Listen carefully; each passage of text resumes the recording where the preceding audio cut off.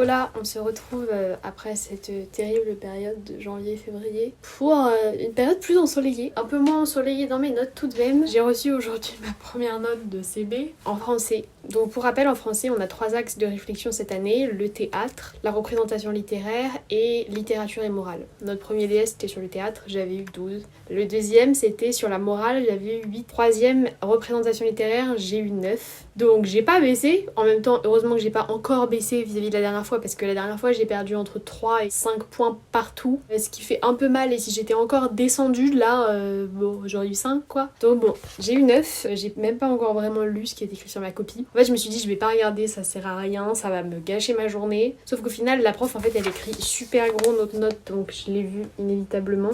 Et après je l'ai recroisée dans les couloirs et elle est trop mimes, elle m'a dit vous êtes pas trop déçue? Je lui ai dit non parce que je savais que j'avais pas trop réussi, donc j'avais pas d'attente très haute. Je pense qu'elle est plus déçue de moi que je ne le suis de moi parce qu'elle espère trop alors que moi j'ai arrêté d'espérer pour mon cas je crois. Si je suis sous-admissible ce serait vraiment un coup de chance, un miracle parce que vu mes notes, bah il y a peu de chance quoi. En fait vraiment si j'ai pas le CELSA je sais pas encore ce que je fais. Mais c'est grave possible que j'ai pas le CELSA. Le taux d'admission je crois qu'il tourne autour de 10%. Donc il y a une très forte probabilité que je n'entre pas dans cette école. Ce qui n'est pas la mer à boire. J'essaie de relativiser. Au pire du pire, le pire scénario c'est je vais à la fac. Ce qui implique certainement que je rentre chez mes parents. Ce qui me saoule énormément. Non pas parce que je n'aime pas mes parents mais parce que je vais le prendre pour un échec. Genre vous quittez le nid et vous rentrez parce que vous avez fail votre année. C'est un peu un échec personnel. Sinon autre option je vais en école de commerce. Sauf que les écoles de commerce se basent sur mes résultats de l'ENS. Et là, je vais pas beaucoup performer, je pense, pour l'ENS. Mais bref, on verra. Je parle beaucoup, mais repartons sur ma copie de français déjà.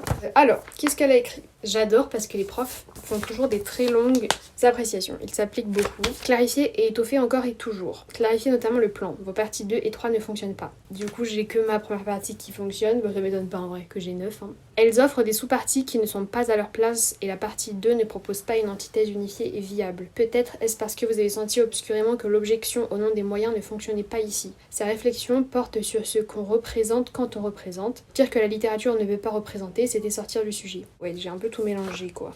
Certes, mal dit, confus. Hors sujet. Il y a peu de logique de réflexion et j'avais écrit 9 pages.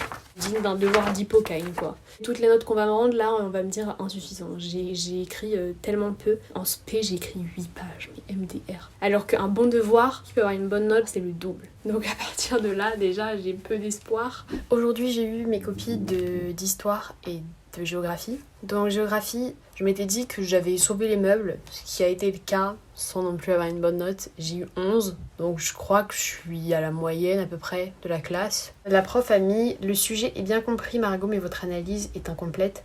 Ne terminez pas par une 3e partie avec l'étude d'un état. » Ah, votre introduction est incomplète, elle ne définit pas avec précision les quelque chose du sujet et ne pose pas tous les enjeux. En revanche, votre devoir est bien écrit et vous avez des connaissances. Au début, j'ai écrit super gros parce que je m'étais dit je vais avoir rien à dire, faut remplir le vide par des grosses lettres, genre les profs vont y voir que du feu. Mais c'était pour me dire, j'ai rendu genre 2 copies doubles. Et ensuite, en histoire, je vous explique le contexte. Déjà, faut savoir que j'aime beaucoup l'histoire. Je ne passe un bon moment dans aucun cours, sauf le cours d'histoire. Si ma prof d'histoire passe par là, ce qui est tout à fait possible, soyez fiers un peu quand même. Sauf que l'histoire, c'est vraiment la décadence. Cette année, c'est ma pire matière et ma pire moyenne. En début d'année, j'ai eu 9, avec un point en moins pour l'orthographe. Donc j'avais eu 10, ce qui était clairement honnête pour un premier DS avec des nouvelles attentes, etc. En plus, je voyais ce qui avait manqué et tout. Deuxième DS, je me donne à fond, je connais le sujet, j'ai l'impression de bien problématiser et tout. J'ai 7. C'était un peu la douche froide, j'ai 7 avec 1,5 point en moins. Donc en vrai, ma copie vaut 8,5. Donc là, l'objectif pour le dernier DS, c'était déjà gérer mieux mon temps et avoir le temps de me relire pour éviter de faire 18 fautes d'orthographe, mais la honte, alors que vraiment je répète dans toutes mes vidéos.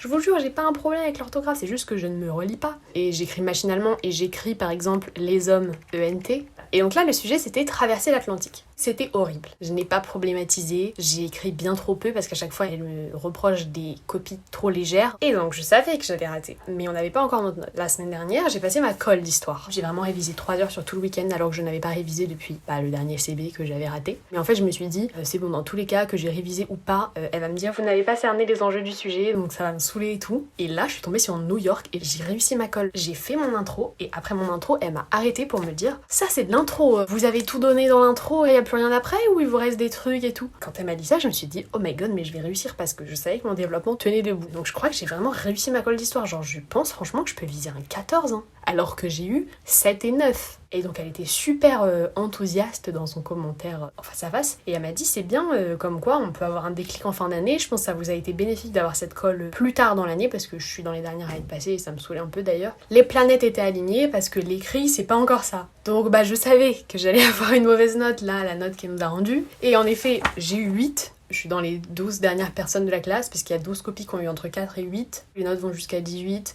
Je crois qu'il y a 22 personnes au-dessus de 11. Donc la moyenne, elle doit être à 11. Donc bon, 8, c'est nul. Hein. Je n'ai eu aucun point en moins pour l'orthographe. J'ai fait que 5 fautes. Parce que je me suis relue. Ça, c'est ma petite victoire. Faut voir le bon côté des choses. Et donc ensuite, donc dans le commentaire, elle a mis « La copie est étonnamment fluette pour 6 heures. » Donc voilà, c'est insuffisant, c'est trop court. « Avec le matériau dont vous disposiez, il faut vraiment changer d'échelle pour ce concours en veillant aussi à mieux analyser le sujet dont vous passez sous silence les aspects les plus intéressants. Tirez profit des divers corrigés dans la dernière ligne droite pour mieux comprendre ce qui est attendu. » Et ensuite, dans ces petits commentaires, il y a écrit « Introduction honorable, mais travaillez plus sur traversée. » Ah ouais, elle est honorable mon introduction? Oh bah top, merci. Ma problématique, c'est plus un résumé qu'une problématique. Il faut étudier la traversée comme expérience, c'est le cœur du sujet. Je ne suis pas convaincue par ce tournant. Ouais, moi non plus, je sais pas pourquoi j'ai fait ça. Il faudrait traiter la question des ports. Non, à New York. Ah ok, je savais pas, mais je me suis trompée dans mon cours alors.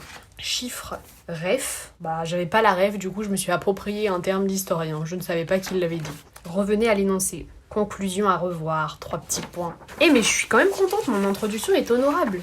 En fait, j'essaie de me souvenir comment je m'étais organisée pour ce DS. Parce que je m'étais dit, il faut que je me mette à écrire beaucoup plus tôt. Parce qu'habituellement, je traîne et après, je n'ai plus le temps. Et en fait, là, mais je sais plus, là où j'ai aussi eu un problème de temps. Alors, pourtant, j'ai eu le temps de me relire une fois, rapidement. Ce qui est suffisant puisque les fautes, c'est correct. Et je me suis un peu relue au fur et à mesure aussi. C'est surtout ça qui nous conseille de faire les profs. Genre, tu fais bien un paragraphe, tu le relis parce qu'en fait, après, si tu relis toute ta copie, de toute façon, tu sais ce que tu veux dire, donc en fait, tu lis pas vraiment. C'est pas bien, objectivement, c'est pas bien.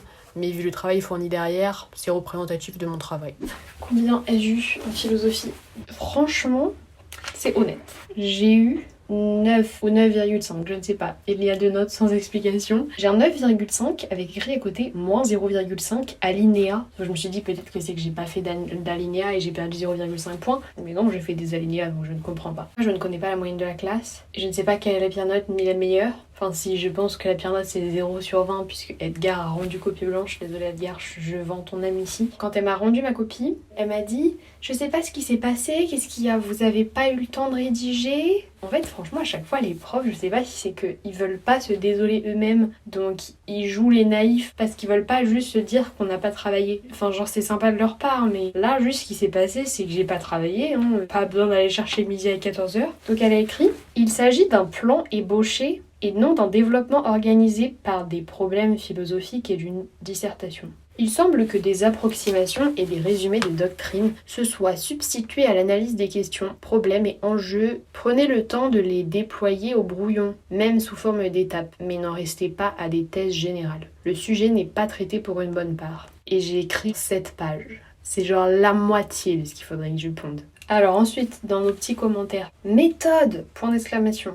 Relisez-vous, très vague, bâclé, incompréhensible. Sujet, est-ce si simple? Transition, abrupte. Fatalisme paresseux. Voilà, on n'a pas encore l'anglais, j'avais totalement oublié. C'est tellement une matière absente dans ma tête, j'avais oublié la note qu'elle est arrivée. En fait, l'anglais, vraiment, je me dis, si j'avais travaillé depuis le début de l'année, j'aurais pu faire des progrès de dingue. Je sais parler anglais, toutes les cartes étaient dans mes mains, et j'ai décidé de les jeter. En fait, pour être très honnête, je m'en veux d'être en mode ouais, de toute façon j'ai eu 9, tant pis et tout, parce que je trouve ça puéril et je sais que j'ai de la chance de faire ces études et moi je suis en mode j'ai pas travaillé, pour qui je me prends? En plus je suis à l'internat, j'ai trop de chance et tout, mais le truc c'est que de toute façon tous les élèves de prépa n'iront pas à l'ENS, le but c'est juste de nous ouvrir des petites cases dans notre tête, titiller notre curiosité. Ce qui est le cas pour moi. Là, c'est vrai que je suis pas très épanouie en Cagne, pour plein de raisons. Ce qui veut pas dire que j'ai rien appris, que je crache sur ma formation. Objectivement, je trouve ça top et en vrai, j'apprends plein de trucs tous les jours et tout. Et il y a des bons moments, même si là en ce moment, je vois un peu que les mauvais. Mais merci l'État de nous mettre ces études à disposition. Ne supprimez pas les classes prépa. Sauf qu'en fait, maintenant, si je dis que je m'en fiche, c'est juste un phénomène d'autodéfense en fait. Je vais pas commencer à pleurer devant toutes mes notes, ça n'aurait aucun sens. Là, l'année elle est trop avancée, dans 3 semaines c'est les concours, vous voulez que je dise quoi?